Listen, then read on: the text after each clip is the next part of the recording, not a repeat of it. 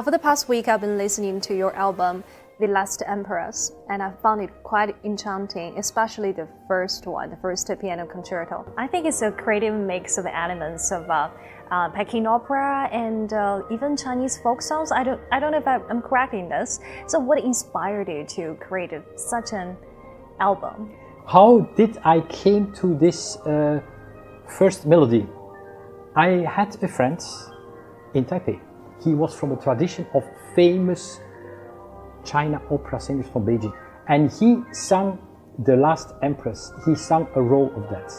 So he sang that in my apartment in Taipei for me, and I was devastated. And I said to him, where can I get a recording of this opera? Mm-hmm. So he went to his videotapes. I'm talking about the 1980s, and in those days, the tapes were not of great quality, but I could still hear what it was about, and I could still hear all the music, which was traditional Chinese music. And I took out themes from that, and I composed a piano concert.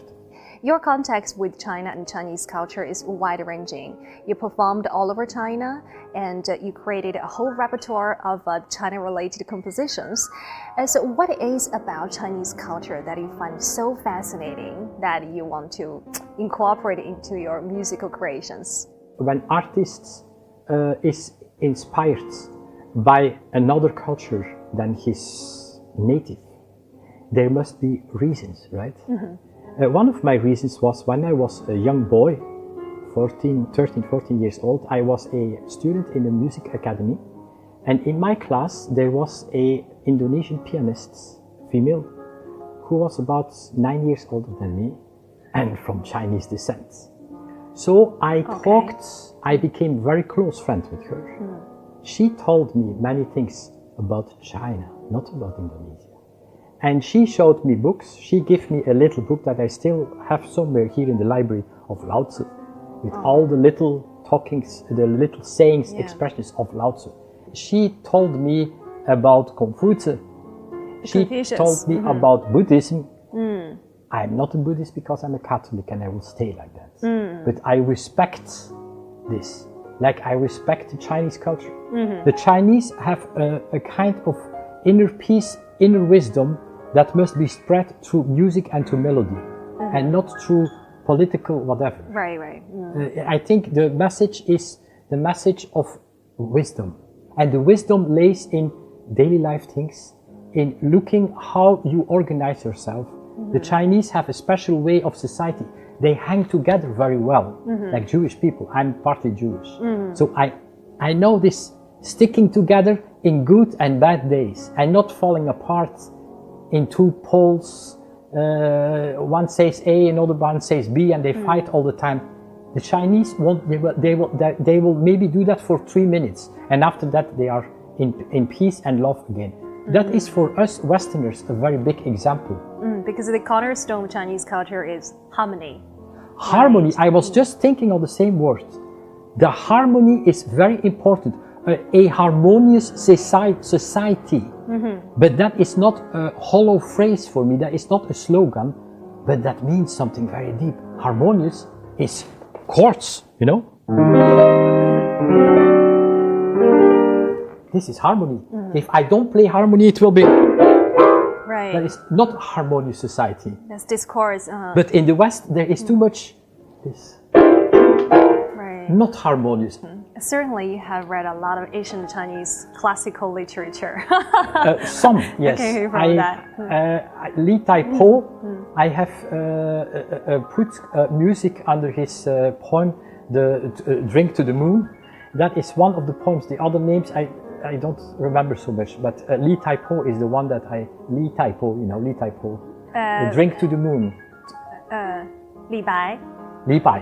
From the Tang Dynasty. From Tang Dynasty, okay. Li Taipo. And are there any other Chinese art forms that you find appealing besides music? Oh yes. I think the Chinese traditional painting, and then the Chinese traditional painting that is absorbing into more contemporary, I think that is very good. It's not like in the West that it becomes, I will not say the word, but it becomes very bad. The Chinese don't have this problem. The Chinese always create beauty, because when you have wisdom, your heart is in the correct place, and the beauty comes through your heart to your hands, and then the hands will create beautiful things.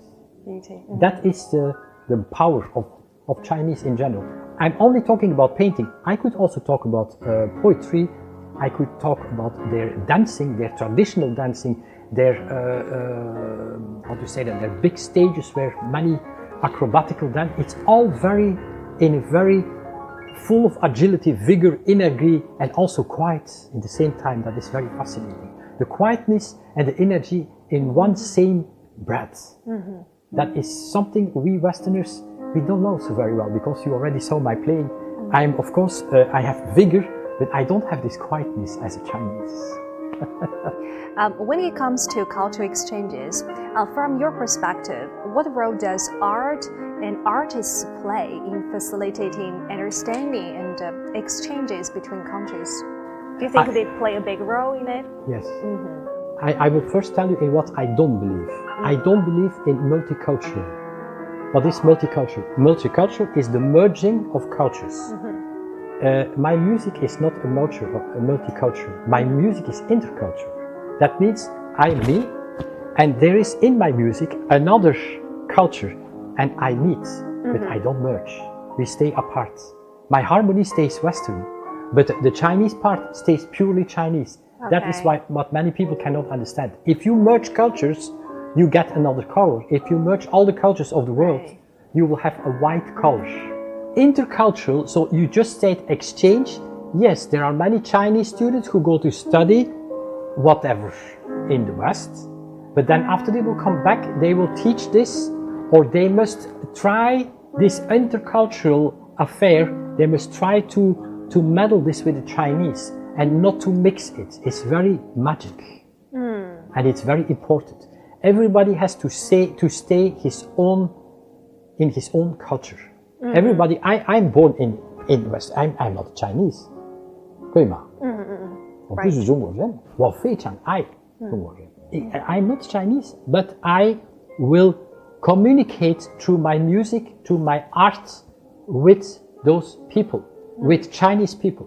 And then they say, yeah, in the light of contemporary art or this or that, they will have an exchange. And then there come some people from the West, and they put some Chinese element in very horrible creations. They only take the form, not the content. Yes, and I think that is an insult. Okay, so different cultures can meet together, but each culture should maintain its integrity at the same time. That's it. Absolutely. Within China, you also see that. When you go to Mongolia, you have this very typical culture, which is enormously respected by all the Chinese. And that is so great to be in Mongolia and to still know this is China, but this is a facet of China, and this is a facet of a very much bigger cloud, cosmos, that is rotating over it. To admit that there are different dimensions to a single culture, and that is the first thing towards cultural exchanges. And we must step into these dimensions. There's also with music. And for the many years you have been in China, what are some of the changes and the trends that you have witnessed in China's music landscape? The changes I have witnessed the last few years, because I have an international summer academy, so there are every year coming top students to that school in Vienna, is that they are more and more aware when they play Chopin, when they play Beethoven or Liszt, that they don't need to imitate those so-called great maestros. They start to know they have to be themselves. This guy there, Franz Liszt, this guy there, he always said to his students, to his disciples, you must be yourself. And there was one time a very pretty American lady came to follow. He said, you play my music, but you are not yourself. How can I? I play Liszt. She said, play your music. He said, no. You must be yourself in this role. It's like an actor. You must be yourself. And that is the development in Chinese students. I have witnessed the last very few years that they are very much themselves. And that is very good for the future. And China has a very great classical music life, vibrant, very vibrant. And this year marks the 40th anniversary of China's reform and opening up. And from an outsider's perspective, what is the biggest change that has taken place in China in the past few decades? I will not say things from an economy viewpoint. I will say things from a human. Right. When I came in China, in the Talu for the first time, that was in 1994. Everybody drive the bicycle, ding-a-ling-a-ling, ding-a-ling-a-ling. Everybody,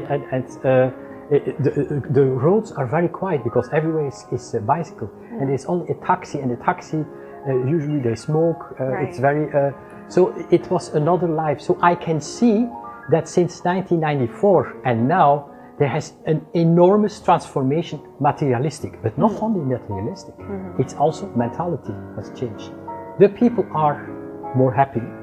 And because of this opening that your great leader, Mr. Deng has started, I think it was a very wise decision to do that. Since 1994 and now, people are more open. They are happy, they are content. I am sure there are still in the countryside people that are not so rich and not have all this luxury. I question myself sometimes, is it necessary to have all this luxury? Those people can also be happy. But I think everything is developing, not only in materialistical, but in spiritual.